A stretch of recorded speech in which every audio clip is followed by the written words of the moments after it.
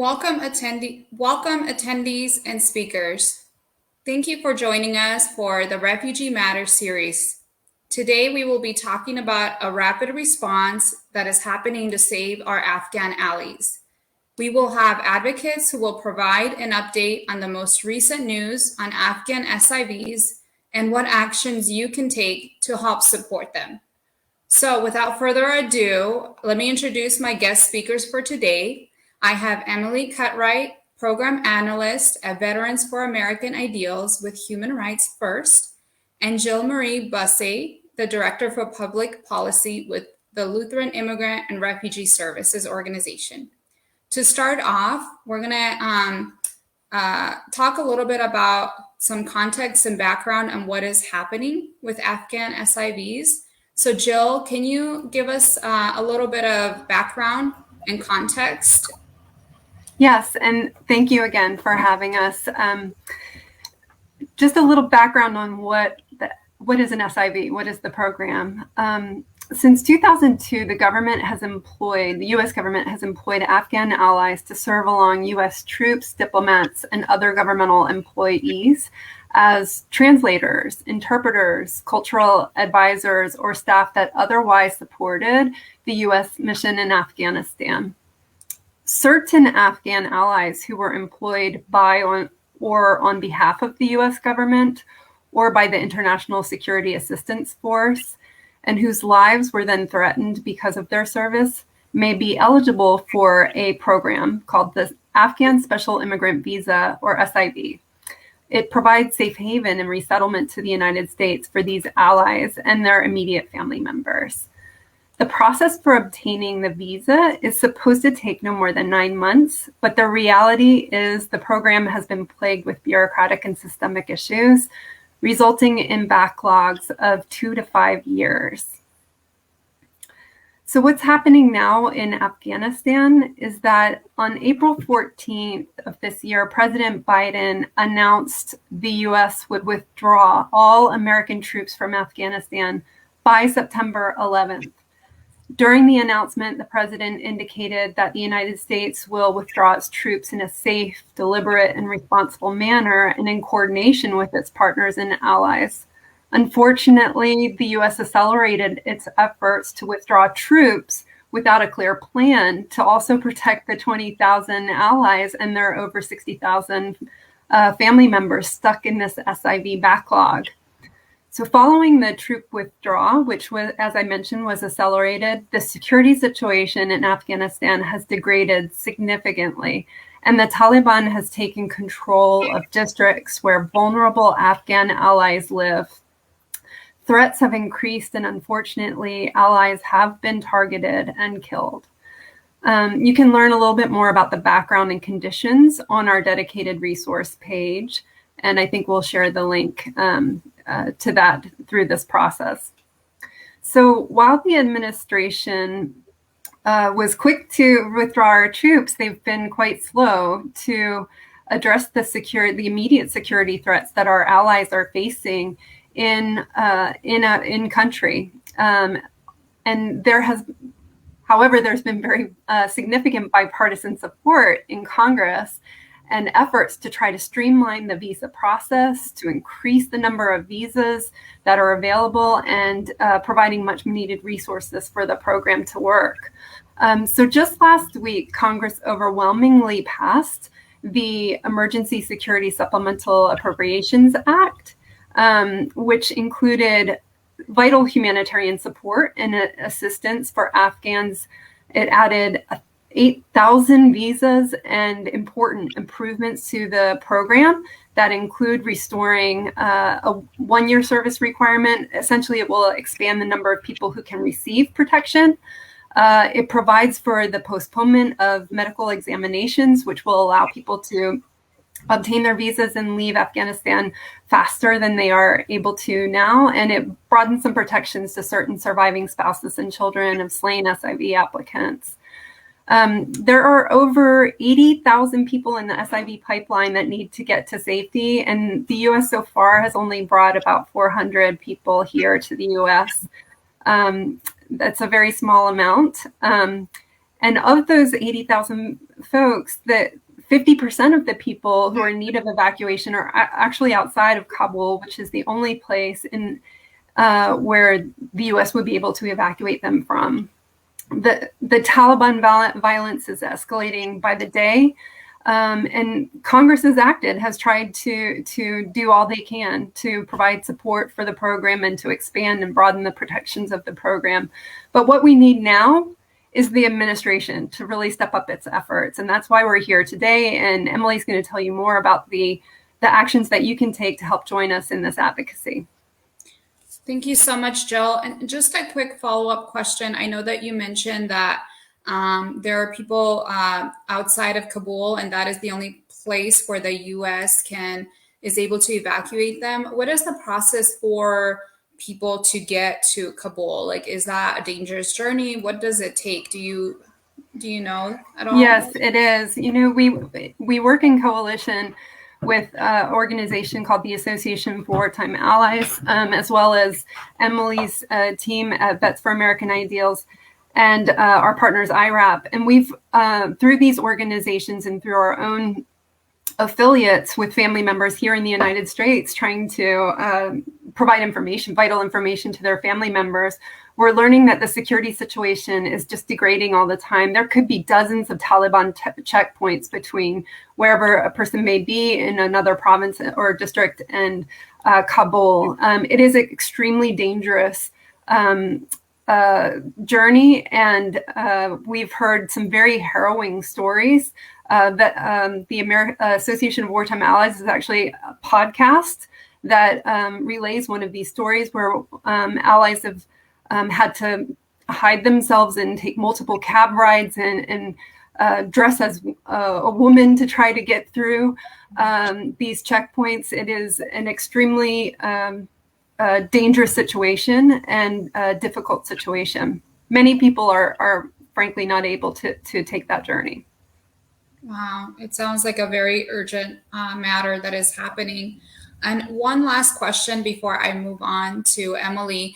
As far as the bipartisan agreement that was passed, how quickly will that expedite those individuals to be able to come and finally be safe here in the United States?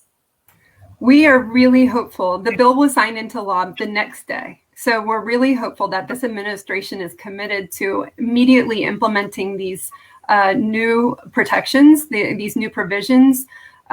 We haven't seen what's called implementing guidance yet, or the changes go into effect yet, but we're very hopeful that with our champions in Congress who have been really helpful to us in this, that they'll continue to keep up the pressure for the administration, and the administration will take that bipartisan message very seriously and have the guidance issued as quickly as possible so that people can avail themselves of these new protections. Wonderful. Well, thank you so much for providing us some context and background, Jill. And now I'm going to turn it over to Emily to tell us a little bit more how you can get involved and what you can do in the community. So Emily, I turn it over to you. Yeah, thank you, Nada, and thank you, We Are All America, for having us, and especially to Jill Marie for giving that really important background. And, thank you all for tuning in. This is a really important issue that affects us all, whether you are a faith leader, a veteran, a community organizer, a neighbor, really honoring our nation's promise to the Afghan men and women who risk their lives for our country and our soldiers and our democracy is a promise we have to fulfill. And luckily, there are a lot of ways for you to get involved, right at home and advocate loudly on this issue. In fact, today, right now, we are hosting a Twitter storm where we are really vocally pressuring the administration to show who we are as a nation. And so I think that link will be dropped. So that Twitter storm has hashtags that you can use, resources, key messages, action alerts, suggested language, and every voice matters. And so we really encourage you to join us and be strong on this issue. Really, kind of today and every day, especially, we are beating the drum to one message. 600 Afghan allies have been airlifted to Fort Lee, Virginia, which is great, but there are nearly, as Jill mentioned, 80,000 that are still in danger in Afghanistan. And so our key message is we must evacuate them all. And so I think that that link was dropped. Please tweet loudly. But say you don't have a social media, what else can you do? You can write directly to your members of Congress and to President Biden with one easy click. Both Veterans for American Ideals and LIRS have one easy click links that have a pre-populated email for you to send. I know for our action alert alone, over 4,000 people have written to their members of Congress and expressed, their voice. And so those links will be dropped. We really encourage you to, contact your members of Congress. It's one of the best ways to advocate for an issue that you care about. But say that you sent that email and you want to do more. Luckily, we have a step-by-step constituent meeting guide that also has talking points, asks more resources, but also information on who to contact, who to email to schedule a meeting with your member of Congress, how to email, what email to send, a follow-up email to send, everything that you need to set up a meeting with your member of Congress. We have in that constituent meeting guide. And so we really encourage you, to make your voice heard on this issue. Finally, you can follow both of our individual social medias to stay up to date on the latest news and messaging. I think we're also going to drop those links. So please follow, LIRS and Vets for American Ideals. We are constantly, putting out information, putting out the most updated messaging. And so we have a plan out there. Visit evacuateourallies.org and learn more about what an evacuation needs to look like. And I think between social media, contacting your member of Congress, being really loud on this, I think, the United States, we can stand up to the promise that we made to these Afghan allies and bring them all. Thank you so much, Emily. So to summarize, today we are having a Twitter storm between 11 a.m. to 2 p.m. Eastern time, correct? Which is happening in a little bit. Also writing to your members of Congress, and there is a link to the constituent meeting guide for more resources. And also you can visit the evacuateourallies.org website also for more information and what that evacuation can look like. So thank you so much, Emily. And I want to, before we kind of wrap up, I know that both of your organizations are doing some amazing work, and there is a need, and there's many people who would like to get plugged in and get involved. So if you both could share a little bit about ways that the public can get involved with your organizations and how they can help. Yes, I'll start. I just wanted to say that thank you. I'm already seeing on Twitter folks joining our Twitter storm. The very first thing you can do today is send a message to our allies. They're watching us on Twitter. They're seeing what we're doing. We're sending a message of solidarity and love and support to them. And thank you for joining that. LIRS is one of 9 resettlement organizations that welcome our allies as they arrive in the United States. And we do this through over 30 agencies throughout the United States. We've actually resettled over 9,000 Afghans, and that number is growing every day, thank God. We do need your help to do this, though. In addition to joining us in advocacy, we need resources to help us to serve our newly arrived neighbors. Specifically, we are looking for financial support for very short-term basic needs for folks who are arriving and may not be part of the resettlement program quite yet. And we need volunteers to support our local offices who are welcoming these families from, welcoming them at the airport to getting them set up in temporary housing or new apartment with modest furnishings. We need the hands, the love, and the welcome to make these allies, to make our neighbors feel like they are our home in their new community. Thank you, Jill. And Emily, do you want to tell us a little bit about your organization and how folks can get involved?